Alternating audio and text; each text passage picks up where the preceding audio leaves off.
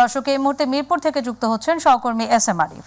আরিফ, বাংলাদেশ দলের অনুশীলন এবং টি-20 বিশ্বকাপের প্রস্তুতি সবশেষ কি খবর আছে আপনার কাছে আমাদের জানান। নাদিয়া, আজকে শেষবারের মতো ঘরের মাটিতে টি-20 বিশ্বকাপের আগে শেষবারের ঘরের মাটিতে অনুশীলন করলো বাংলাদেশ এবং 2 ঘন্টার একটি সেশন ছিল। সেই সেশনে আসলে খুব বড় আকারে প্রস্তুতি আমরা দেখিনি, লক্ষ্য করিনি। আজকে আমরা যেটি দেখেছি যে শুধুমাত্র ফিল্ডিং অনুশীলনেই করেছে বাংলাদেশ সকাল থেকে, যেটি আমরা লক্ষ্য করেছি। এবং সেখানে লং ক্যাচও প্র্যাকটিস করেছে, সেন্টার উইকেট থেকেও লং ক্যাচে প্র্যাকটিস করেছে বাংলাদেশ, পাশাপাশি শর্ট ক্যাচ এবং ফিল্ডিংটাই আসলে মূলত ঝালিয়ে নিয়েছে। আমরা ব্যাটিং বা বোলিং কোনো অনুশীলন আমরা আজকে দেখিনি।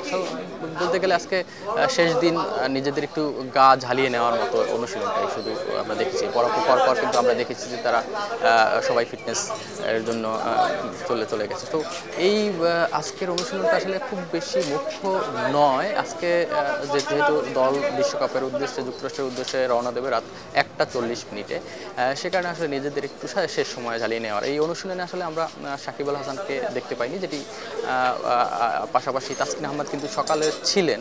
তিনি একটি ইনজুরি ক্যারি করছেন জানেন, যে সে কারণে আসলে তিনি খুব একটা অনুশীলন করেননি এবং তার যে রিহেব চলতেছে সেটির কারণেই আসলে কোনো ধরনের রিস্ক তিনি নেননি। তবু তাসকিন কিন্তু আসলে রয়েছেন মাঠে। তবে যেটি যেটি বিষয়টি হলো যে একটি প্রতিবার কিন্তু বিশ্বকাপ বা অন্যান্য সিরিজ খেলার আগে একটি ফটো সেশন হয়। গত বিশ্বকাপে যেটি হয়নি, তবে এবারে